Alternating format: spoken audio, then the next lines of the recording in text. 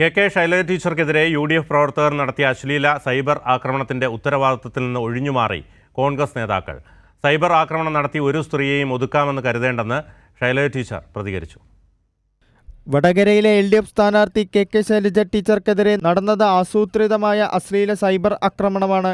എന്നാൽ UDF നേതാക്കൾക്കാർക്കും ഉത്തരവാദിത്തമില്ലെന്ന വിശദീകരണം നൽകി ഒഴിഞ്ഞുമാറാനാണ് കോൺഗ്രസ് നേതാക്കൾ ശ്രമിച്ചത്. വൈകാരിക പ്രതികരണവുമായി നുണബോംബ് പൊട്ടിക്കാൻ ഇറങ്ങിയിരിക്കുക. അതൊക്കെ തെരഞ്ഞെടുപ്പിൽ ജനങ്ങൾക്ക് മനസ്സിലാവും.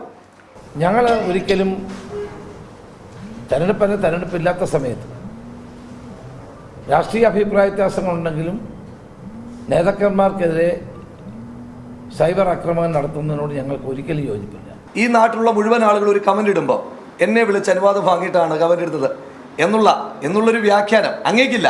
അല്ല, തീർച്ചയായിട്ടും ഇങ്ങനെ ചെയ്തിട്ടുണ്ട് എങ്കിൽ അതൊരു കാരണവശാലും നീതീകരിക്കപ്പെടുന്നതല്ല. ഞാൻ അതിനകത്ത് കിടന്ന് ഉരുണ്ടില്ലല്ലോ.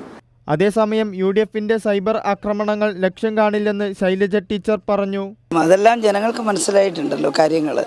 അതൊന്നും വകവെക്കുന്നില്ല. അതിന് പരാതി കൊടുത്തു, അതിൻ്റെ രീതിയിൽ അന്വേഷണം നടത്തട്ടെ. നമ്മൾ ജനങ്ങളോട് പറഞ്ഞുകൊണ്ടിരിക്കുന്ന കാര്യങ്ങളുണ്ട്. ഈ നാടിൻ്റെ വികസന സ്വപ്നങ്ങളും ഈ നാട്ടിലെ ജനങ്ങളുടെ പ്രശ്നങ്ങളും ഒക്കെ ആയിട്ട് അതെ അണികളെ തിരുത്തേണ്ട നേതാക്കന്മാരാണ്. അവർ നേരെ തിരിച്ചിട്ട് ഇങ്ങോട്ട് വിടാൻ പറ്റുമോ അതെന്നുള്ളത് നോക്കുകയാണ്.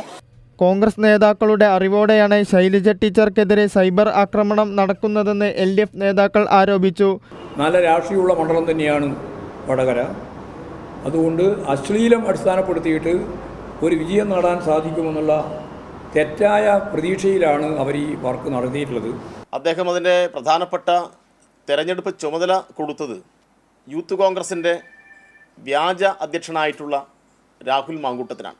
അപ്പോൾ ഇവരെല്ലാം ചേർന്ന് ടീച്ചർക്കെതിരായി വ്യക്തിപരമായ ആക്ഷേപങ്ങൾ തുടർച്ചയായി പടർത്തിവിടുകയാണ്.